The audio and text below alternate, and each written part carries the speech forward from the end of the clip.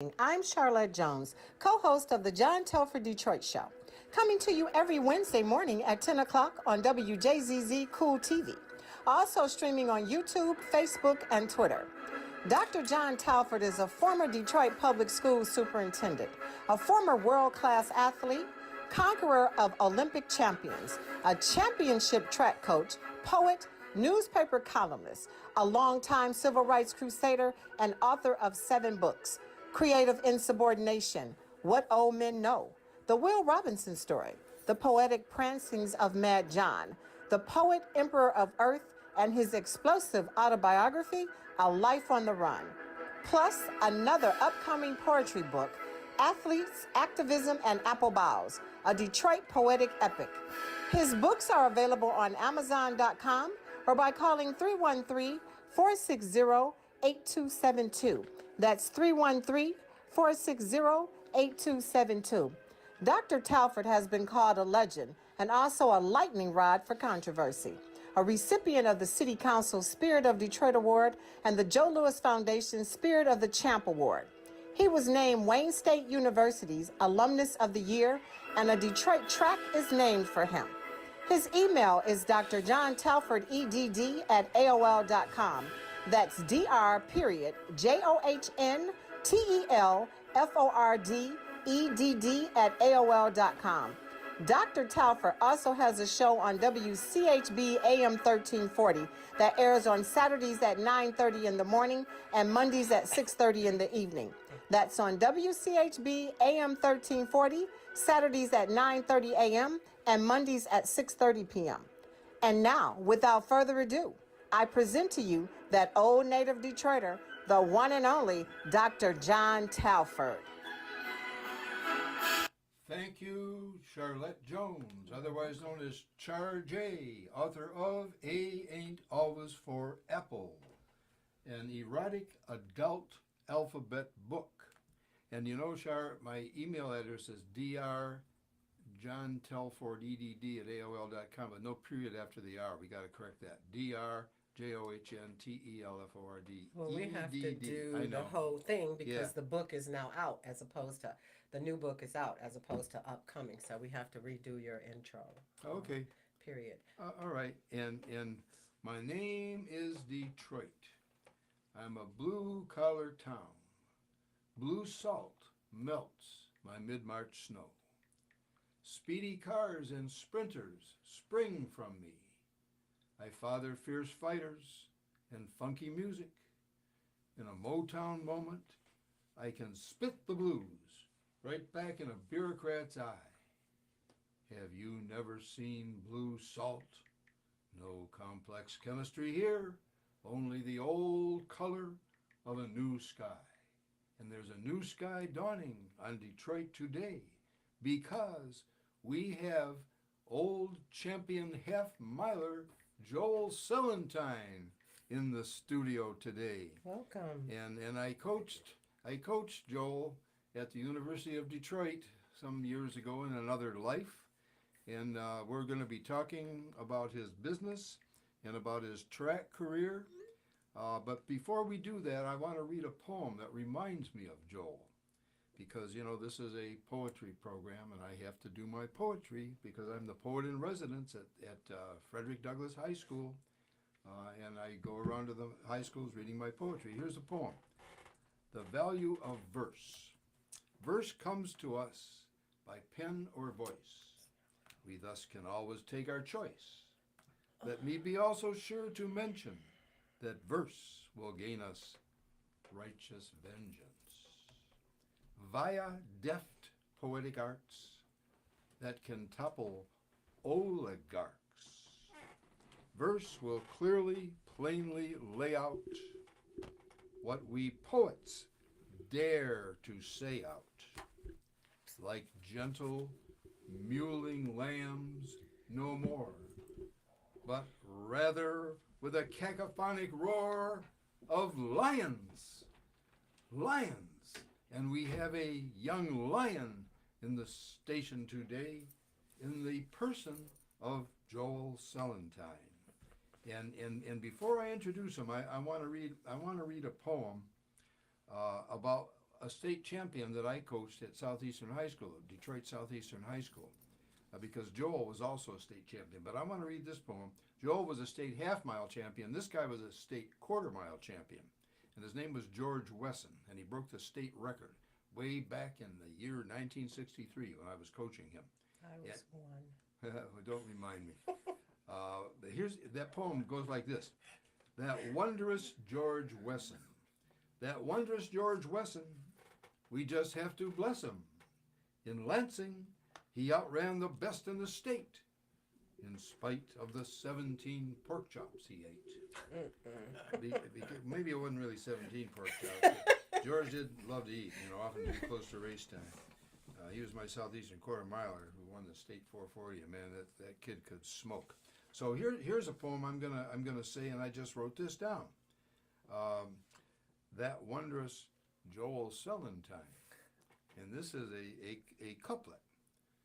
That wondrous Joel Sellentine ran a fast half-mile time.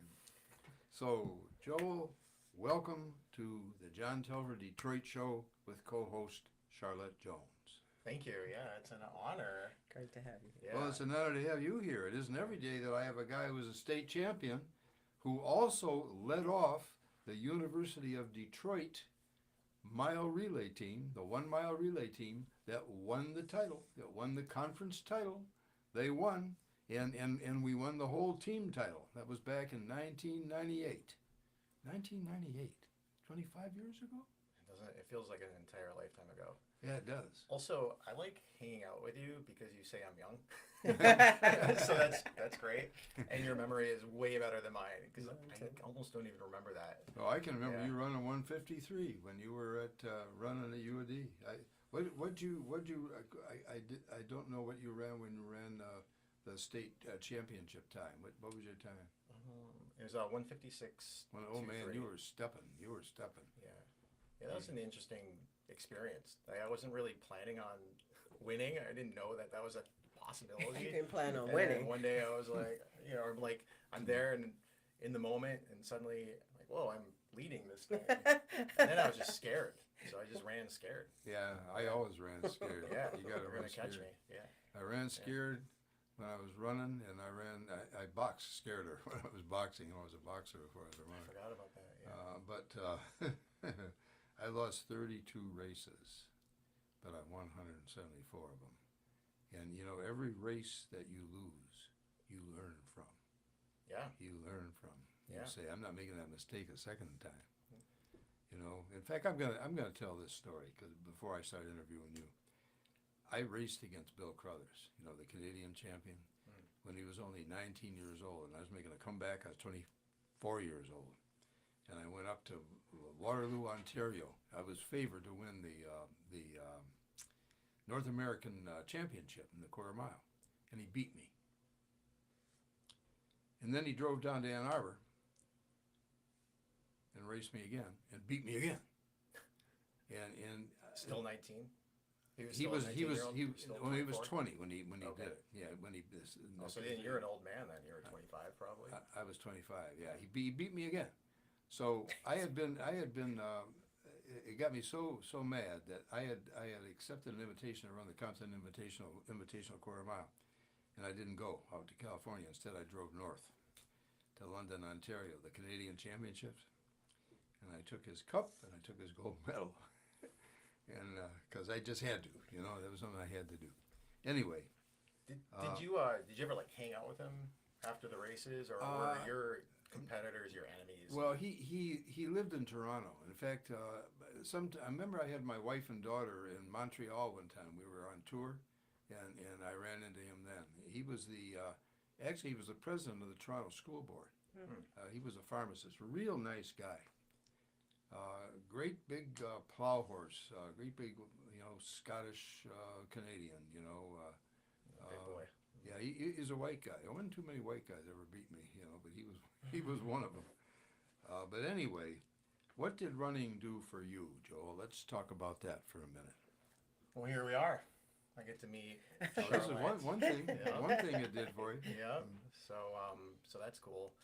I think with running, it really taught me about like mind, body, and spirit, and community, and all those things kind of like wrapped around, right? So at a very young age, I got the opportunity to learn grit and determination and work ethic, and how to lose. And I lost way more than you did. I can't. I have no idea how many races I lost. But every time you lose, I completely agree. You gain. You learn. You You gain. learn. Yeah. You know, I was talking about that Crothers, and Roger. I hope that you're looking at this camera right now, because there's Crothers right here. Here's Bill Crothers. There he is, the Canadian champion.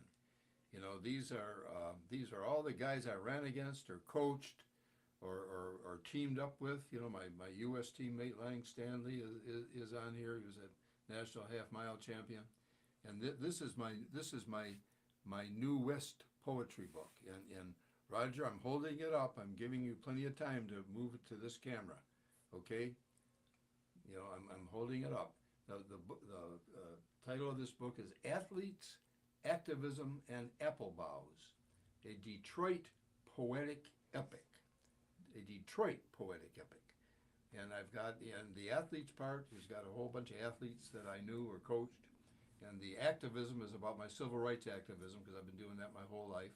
Got poems about that. And the apple boughs part is taken from a poem that was written by the great poet Dylan Thomas, one of my favorite poets.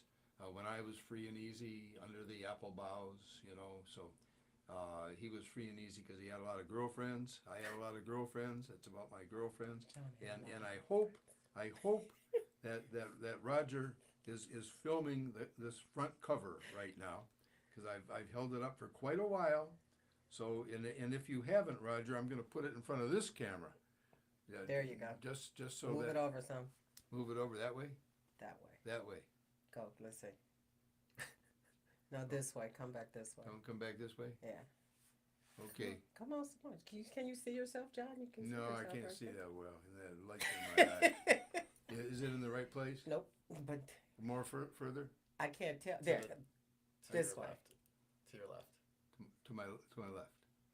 That's to my left. More. More.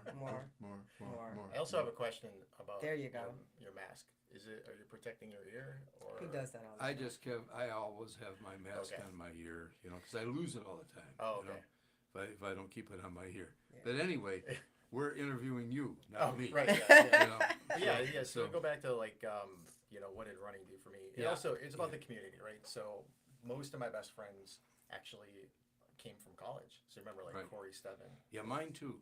I still Right. have teammates, Yeah. the ones that are still alive. Yeah. They're my lifelong friends. Yeah, absolutely. So most of my pals come from college running and some high school running too. My wife ran after I left Oakland University because I transferred from UD to Oakland.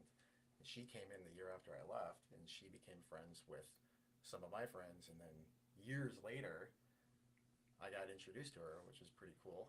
That's And, amazing. Yeah. So she was a runner too. She was, yeah. And so just by proxy, I, met my wife through running too. Yeah. So it's been a wild ride, and I've been really grateful for it. It calmed me down. I just learned recently, like 6 months ago, that I have ADHD. So Well, I think I do too. I never got diagnosed, but yeah, right. And it would just calm me down. So when I was a Yeah. kid, my mom and dad would make me run around the house like 20 times, or we'd be on a road trip and I'd be like wild and crazy, and then my dad would throw me out of the minivan and make me run down. Sorry, Dad, run down the freeway, for like a mile or two, and then I'd calm down. So it was kind of like a natural medicine to chill me out a little bit. So you're still running for fun now? No, I can't. Just broken old man at this point. But you said But I'll you- do other exercise. yeah. How do you exercise then? How do you- So how do you this do it? morning I did yoga. Oh, okay. I like to ride my bike. I like to just kind of mix things up. Mhm. Definitely go to the gym. You swim?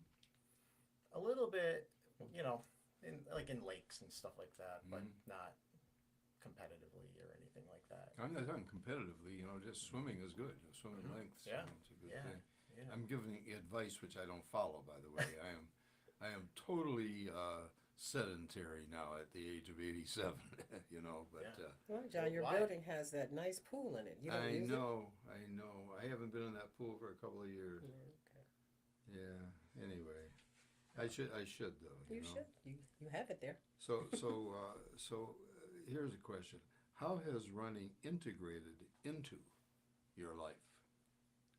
You know, so all those things, that grit and hard work and determination and learning how to fail and being okay with it and, you know, tying your shoes and getting back out there the next day.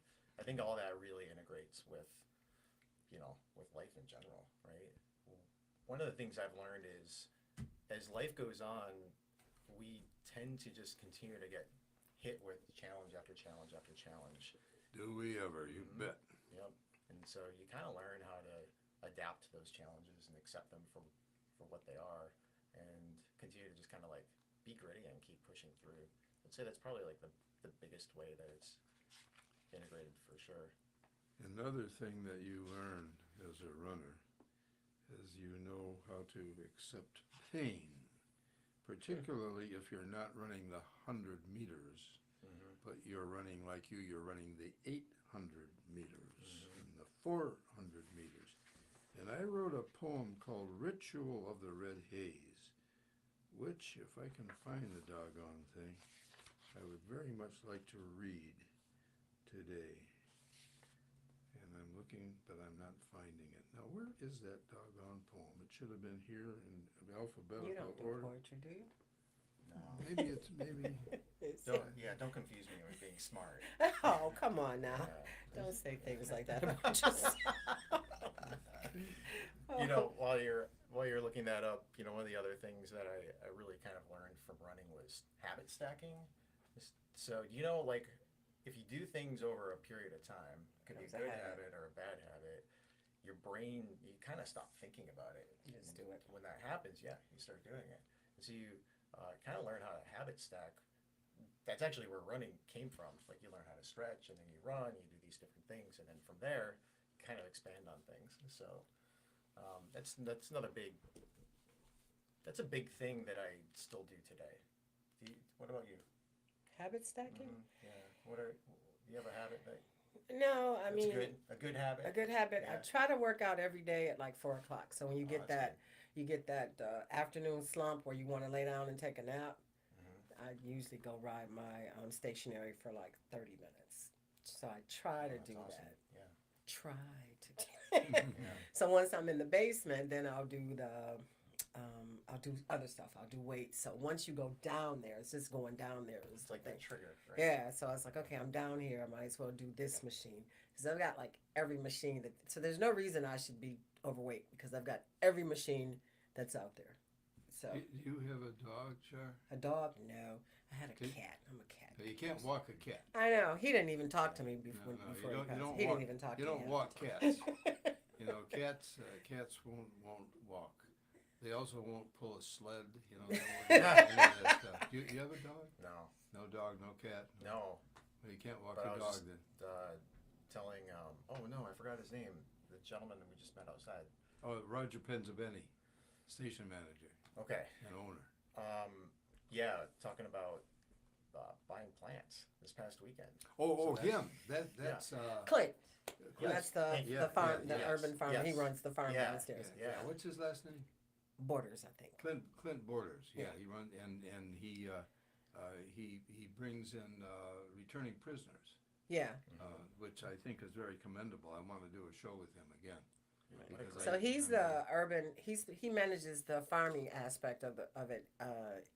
Gary, I can't think of his last name. He's actually the CEO of Recovery Park, and he runs the prison and recovery aspect of it. recovery. So that's why I say if we interview, we should yeah, interview yeah. them We both. should have both of them. Yeah, on. both of I them. mean, what a Anyway. great program. I know. Oh yeah. Wow. It's Yeah. very, very beneficial and worthwhile. But I finally found the thing. It was at the bottom of page 237, and you'll get a kick out of this poem because it's Ritual of the Red Haze. That's the title. Ritual of the Red Haze.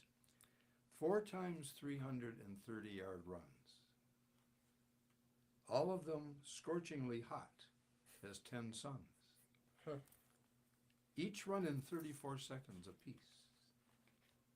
In and dashed back to back with scant rest, without cease. After those dashes were sprinted and done, under the sweltering near summer sun, all we would see of our world for a while was a blood-bleary haze. So we'd puke up some bile, and still we'd see red right in front of our eyes, with shooting pains ripping our rubbery thighs. Sound familiar? Oh yeah. These visceral runs stabbed me deep in my gut. That challenging, unworldly workout was what Billy and Ralphie and Clifford and I, and unhappy teammates who just happened by, described as our ritual of the red haze, with nothing but redness wherever we'd gaze, a test diabolic, created to craze. The mere thought of such madness could make a man cringe, or embark on a beer and potato chip binge. 'Twas indeed an ordeal designed to unhinge. But you know what? Those workouts, we had 5 guys. And how many people are there on a relay team? We had 5 guys who were close to national class. Wow. A couple of them were national class. We had Bullet Billy Smith, who had a world record in the hurdles. We had Cliff Hatcher, who in 1951 at Detroit Central High School on a dirt track ran a quarter mile in 48 and 8/10 seconds. Oh my God. That's in 1951. Nobody came near that record for 20 years. And who else did we have? We had, Ralph Carter, the Marine Corps quarter mile champion, just coming back from the Marines and coming back from Korea too. So there were 5 of us. Where was this at? This is Wayne State Wayne State? University, yeah. That relay team, Wow. the 4x220 won its heat of the Penn relays, and the 4x440 won the college class mile relay Wow. at the Penn and Ohio relays, and also the half mile at the Penn and Ohio relays. But there were only 4 of us, 5. So Carter didn't make the 4x2, and Bullet Billy didn't make the 4x4. But Cliff Hatcher and I were on both teams. As a matter of fact, that was this is that relay team right here. See this relay team? Mm-hmm. See this? Can you see this relay team? Roger Penzabetti, do you see this relay team? Yes, he does. This was the relay team right here. This guy right next to me was Cliff Hatcher, who was my best friend for life. You know, he died in 2006. I was hoping he'd stick around long enough to know that Barack Obama got the presidency. And this is a poem that I wrote in the Downtown Monitor, because this is a poetry. You know, I got to do poetry. This is a poem that I wrote in the Downtown Monitor called "Out on Second Avenue." Out on Second Avenue, and I wrote it in 2014. The weeds grow high in Highland Park, out on Second Avenue, where potholes pockmark the pavement. 60 years ago, it's more than that now, 60 years ago, in this city within a city, before potholes or weeds, my teammate Swift Cliff stayed by there. Once at a $10 bet, Fast Gaston outran Swift Cliff on that then sleek stretch of street in a race of 50 yards or so, from a corner to a fire hydrant. This was the year 1954. From a corner to a fire hydrant. The next day, when I came over, Swift Cliff said to Fast Gaston, "See this white boy? He can beat you from the corner to that fire hydrant." And I did.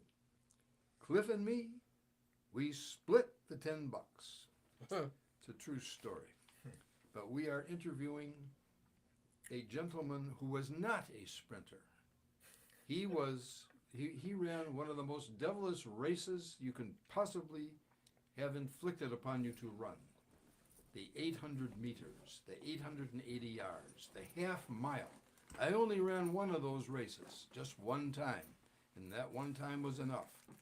It was at a meet where I had a slight twinge in my leg, and they were all scratching out of the quarter mile because they didn't want to race me, and I couldn't move down to the 100. So I moved up the half mile and won. One time.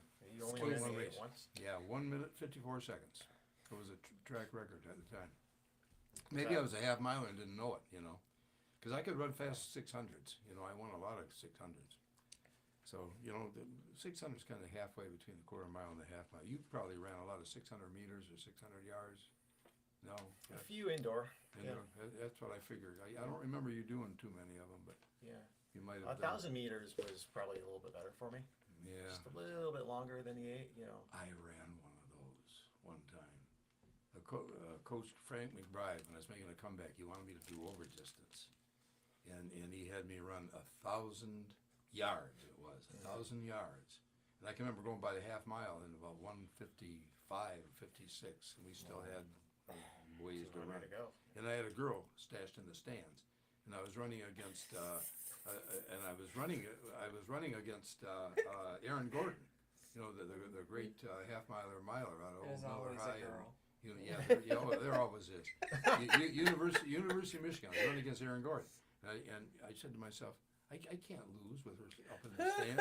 So I just kind of hung on him and hung on him and hung on him. And in the stretch, you know, I pulled up alongside him and I felt him break. And you know when you feel an opponent break. Yep. And I just went in there. Like, And dig right in. yeah, so she saw me win instead of lose, but she also saw me puke. Yeah. I went over to the pole That's vault. not sexy at all. Yeah, and I puked in the pole vault pit, which I don't think made the pole vaulters real happy. That's not sexy at all. We're done. So we're talking again though how running has integrated into your life, and we talked about a ritual, the red haze, and learning to accept pain. But how does that translate into actually living life? Would you say, Joel? Yeah, well, you know, you get to these places where life is tough. It happens to everybody. Every human, regardless of how successful you may think they are or not, they go through pain and challenges. So in order for you to excel, you have to kind of accept the pain for what it is. And then when you accept it and just allow it to pass, and it does pass eventually, and then you're able to spring forward from that. It's when you allow the pain to fester, that's when you stop growing. And so a lot of that really translates into life. Yeah, and that's what competitive sport Yeah. can do for you. If you were a successful athlete, you learn how to win, you learn how to lose. But when you lose, you learn how to come back. You learn how to dust yourself off and get up and give it the next shot, your best shot. Yeah, when I was your athlete, it was my sophomore year at U of D. Yeah. We had a picture of Clint Eastwood that hung up in our bathroom with a cigar of all things. You know? I think it was a Fistful of Dollars. It was like it was a picture of him in that movie, right? Yeah, you had it between your feet like that. Yeah, that's it. That's the one. And So so we wearing had. that poncho. Yep, that's it. And the hat. Normally I can do the whistle, but I can't. Normally I can do it though. And I got it from like a dollar store or something like that. I was like, yeah, this is bad. I'm gonna be hard. And what came from that though was just almost like finding pleasure in the pain, where you're just like, okay, like the more pain I feel, the more growth I'm gonna get, and the better I'm gonna be. And that year we were all pretty tough. We were tough dudes. Especially Yeah, you were. I mean, that was one hell of a track team. Yeah, it was good. I was so proud of that team. I mean, you guys were all Eric McKeon, you know, ran Yeah. 47.3. Yeah, I just saw him. Oh, And did Mark you Rich, really? Yeah, Well, tell him hello for me. I will. Yeah. You know, he 47.3, a non-steroid 47.3 in 1998. 1998. Good Lord. And I was running in 1958. Were 54. steroids prevalent back then? They were starting to come. They were starting to come around. You know, the 50s or the 90s? no, not in the 50s. Oh, okay. The first steroid was 64. That was the Russians were using them. Mm. And Mike Larrabee was taking a vitamin, a new vitamin. A vitamin. And I had raced against Mike Larrabee, from Southern California, and beaten him twice. And then I was coaching at Finney then. I finally took money to coach, so I couldn't race anymore, But he continued to run, and he went. He was taking this new vitamin that at the time was legal, and he went from 46 and a half seconds all the way down to 45 flat and won the Olympic Games in 1964. That was an interesting Olympics too, because who won the 200 meters in that Olympics was Henry Carr from Detroit Northwestern High School, who tied the world 220-yard dash record while he was still in high school. There was only one other runner who ever did that, and that was Jesse Owens from Cleveland East Tech. So he was in some pretty exclusive company. Yeah. And again, poetry. I wrote a poem about Henry because I had a hand in coaching Henry. All right. You're watching the Dr. John Telford Detroit Show, live streaming on Facebook, YouTube, Twitch, and Twitter, and other top social media platforms. Like, follow, share, comment, and subscribe. Thank you for watching Wjzz Cool TV, the coolest station in the world. Thank you, Charlotte Jones, You are welcome. otherwise known as Char J, author of A Ain't Always for Apple. 2 volumes, which And will be two- available this weekend on charjay.com, CHARJAY.com. $15 for each book.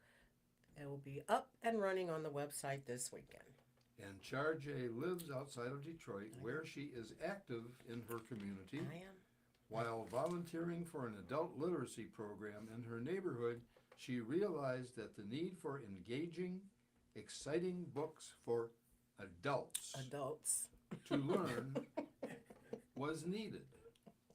Although they may not be suitable for the literacy program, her books would be highly recommended for the home use, especially when reading with a partner and thinking, why not stimulate the mind and the body at the same time? Yep. And I'm not going to go Don't. deeper into this because this program does go to some high schools and some educators. So let me also say this.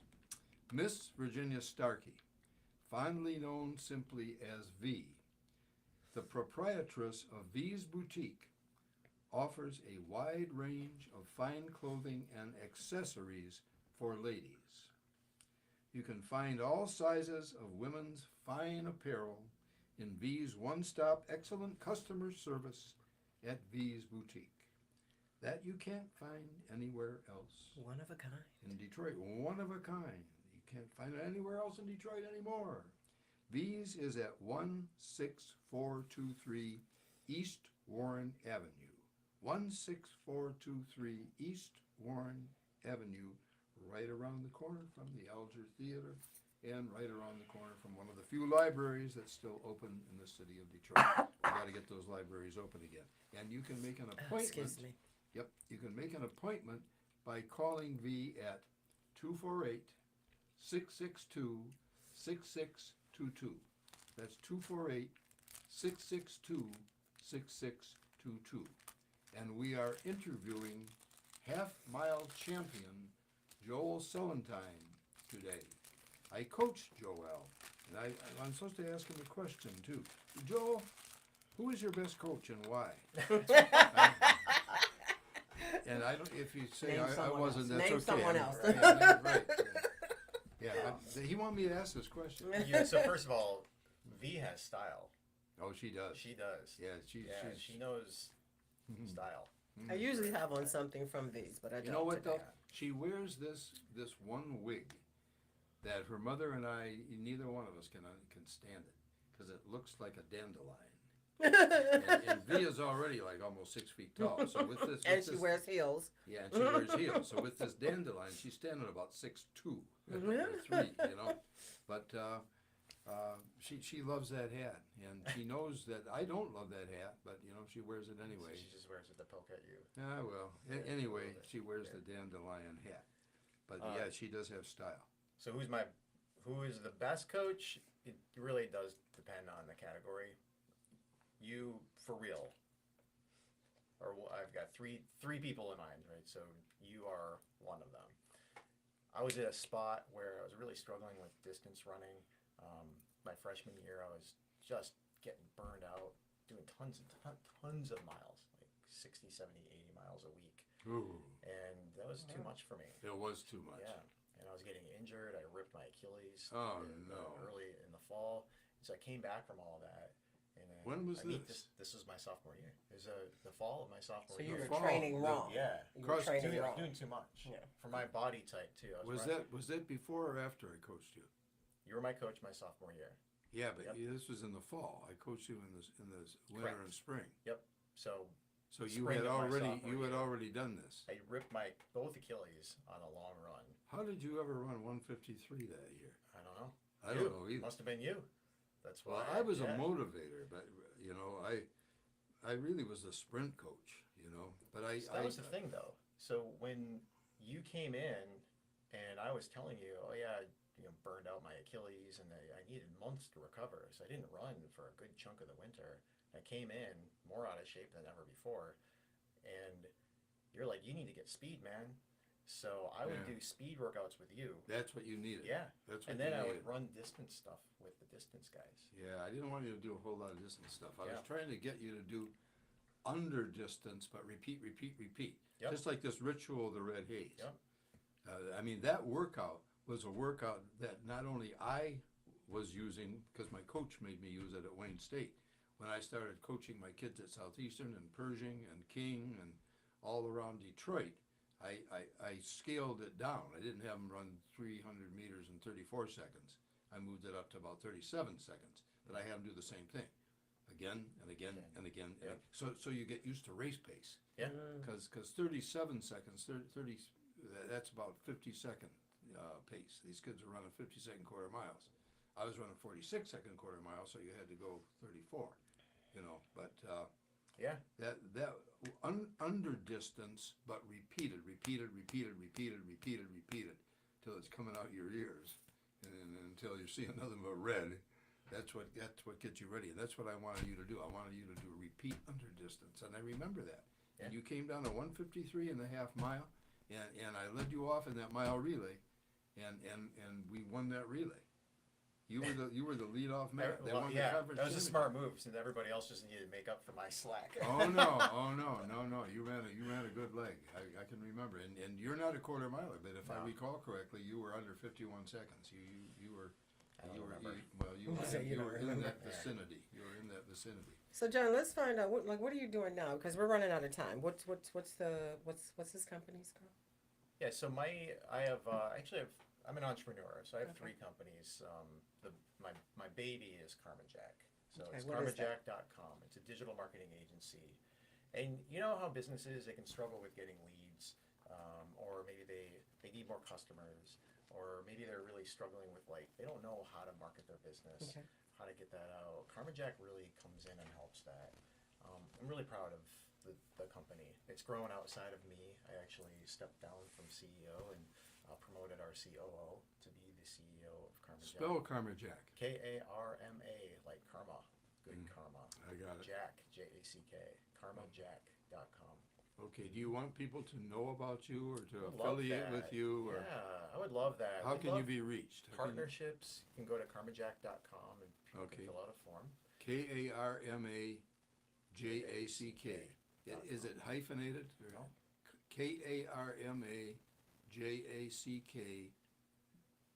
KARMAJACK.com. So where did Karma Jack come from? Because that's odd. Wow, I love that. Yeah, I love it. It is odd. It's a blend between my wife and daughter's names. Oh, okay. My wife said, "Hey, man, like, you're gonna start a company, you gotta have a name." Mhm. I was like, "That's a good point." Yeah, So she right. said, "Go to Starbucks and hang out there for a half hour and write down as many names as you possibly can." And I kept gravitating towards Jacqueline, Madeline, and Kara. And so I found a combination that worked perfectly. Jack, I called Jacqueline Jack, and so it's like the easy part. Yeah. And then Kara and Madeline, I blended for Karma Jack. That's a neat name. Thank you. Yeah. Yeah.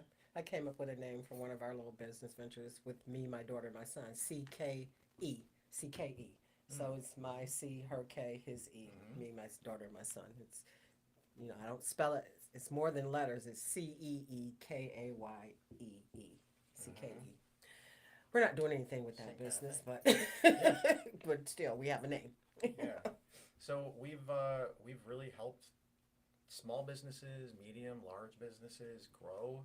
It's a real passion point of mine, and it's turned into its own thing. There's a So you entire come in staff. and point them in the right direction as to where they should be marketing and where they should be going. That type of Yeah, thing. like Okay. what's the strategy going to be? And every business is unique.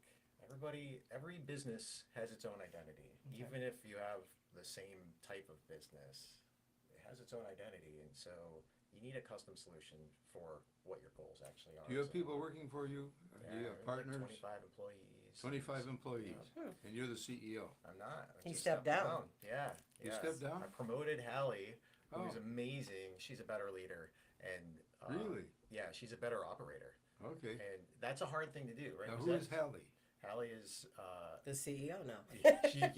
she's the CEO. Is- Her name is Hallie Karras. Hallie Karras. Yeah, She Okay. and I worked together years ago. Okay. We had a travel agency, and I brought her in as a general manager, and we did youth sports travel. Okay. Right. So if you were to go to like a hockey tournament You're right. or something like that, so we would Which do I the think that's hotels big for that. business too, because we used It's to do insane. that. Yeah, you know exactly right. Yep. And I brought her in as a general manager because I'm fake good at operations, but I'm really not. I'm a visionary, and so I had to understand my role. And my role is to see the future and go get it, right? So Yeah. going back to the other things with what did you learn from running, right? Goal setting was a huge thing. You know what? What was your favorite race? Because that's on here too, and I wanted to ask you that. My favorite race? Your favorite race? I suppose the state championship, just because it was just like, No, I mean not the favorite race you ran. The favorite distance that you liked Oh. to run. yeah, I mean, it has to be the 800. Yeah, Yeah, because it that's has to where be, you yeah. excel. You know what my favorite race is? Not the quarter mile. The 100? I was world ranked in the quarter mile, but not the 100, because I couldn't start fast enough. You know, I was. It's frustrating too. Yeah, I was good in high school in the 100, and I did win the conference 100. But my favorite race was the 200, because it doesn't hurt. You know, it's short enough not to hurt, but it's long enough you can catch world ranked runners. If you're a world ranked quarter mile, you're going to get them. You're going to get them at about 190 meters. You'll get them. And Just at the very end there? yeah, I beat Ira Murchison that way. I beat some guys, who were world ranked at 220, and it doesn't hurt. That quarter mile, man, I think it's worse than that half mile I ran. Lactic acid. Yeah, it feels like Killer. this part of your head is coming right out right after the race, Yeah. and the last 100 meters of the race, it's like you just have to run like you're running in knee deep water, And Yeah. oh man, it's anyway. I don't miss it. Yeah, no, I don't miss the quarter mile, but I loved the 200. I just loved that. I won so many of those, but I was just short of being world ranked at that distance. I think I was ranked 7th nationally as far as I got. And I can remember I was running against Henry Carr a couple of times when they brought him over to train me, and I said to myself, "Boy, this kid needs to go to the Olympics." I never saw anything like that. But again, let's ask this question. You asked me to ask you this question too. What's your favorite vacation spot? I think That's on your list of I questions? think it's an island in the Bahamas. Oh yeah. That's Yeah. now you're talking. That sounds- that St. sounds- John Island. St. Yeah, John? you're Have you been there? Have you been there? No, I've been in Jamaica. I've been to the Bahamas a couple of times, but I don't think we went to St. John. Yeah, St. John. It's a U.S. Virgin Island, and so you don't have Yeah, to worry about it's speaking a different language. Yeah. And they have all these little coves all around the island. You can take a little hike and you can dip into these coves where you have these pristine beaches. Oh, man. What you imagine like. you It's see that American in a territory, photo. so you don't have to worry about foreign governments Passport. condemning you or something Yeah, like yeah. they're doing in Russia and every other. Yeah, it's hard to get to, but when you get there, it's pretty incredible. So talk about your work. What do you do in your job? What do you do for work? Yeah, so I'd call myself an entrepreneur at this point. 5 years ago, I wouldn't have. I didn't consider it like that. And it's really more about how do I help other people? So how do you use like work to make a difference in other people's lives? and I think there's a big purpose behind that. If you don't have purpose, what is there? We all have to Yeah, have a purpose. right? So, Right. You're watching WJZZ Cool TV, live streaming on Facebook, YouTube, Twitch, and Twitter, and other top social media platforms. Like us, follow us, share us, comment, and subscribe. Thank you for watching WJZZ Cool TV, the coolest station in the world. So we're coming down to our last few minutes. Anything specific you want to tell people? You said you had 2 other businesses. Did you want to mention those other 2? yeah, sure. So, Rootless Coffee Company is a little coffee company out of Flint, and I've had the opportunity to work with these guys, and I'm just a minority owner within that. It's been a fun little venture that they've grown into a pretty decent sized situation. You can find Rootless Coffee at local Meijer stores now. You can buy it online at rootlesscoffee.com. It's delicious, first wave coffee, so it's for those like real coffee geeky kind of people that love that blend, that perfect blend of coffee. So that's been a real fun thing. And And then you said, what is the name of it again? Rootless Coffee Company. Spell it. ROOTLESS Coffee. Rootless. I have a hard time saying that. Rootless. Yeah. I say it with a What would you tell a young person who's starting a business? What kind of advice would you give them? Yes, going back to purpose, and also another coach of mine from the past, who is a business coach, not a track coach, Dr. George Watts. He told me, hey man, you got to really focus on what you're gifted at, what are your strengths, and put all the other stuff away. So if you're starting a business, channel your energy on the thing that you love to do. You love what you're doing. You will find success. It might take you a while to get there, but you'll find it. And when people are looking to just make money, start a business to just make money, that's when those things fail most of the times, because it's the wrong reason. Yeah. Start a business for the right reason. Start a business because you care about what you do. You're passionate about it. You want that thing to just go. That's when you're going to find success. All right. Yeah, man.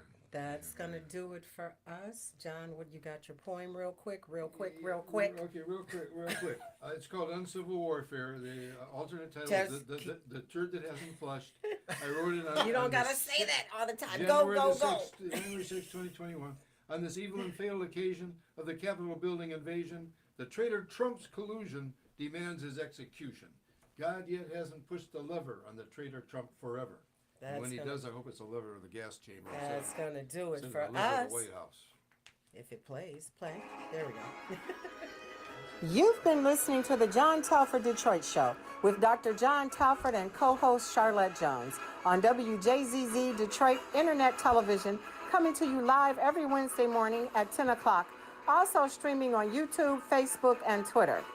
Contact Dr. Telford at 313-460-8272.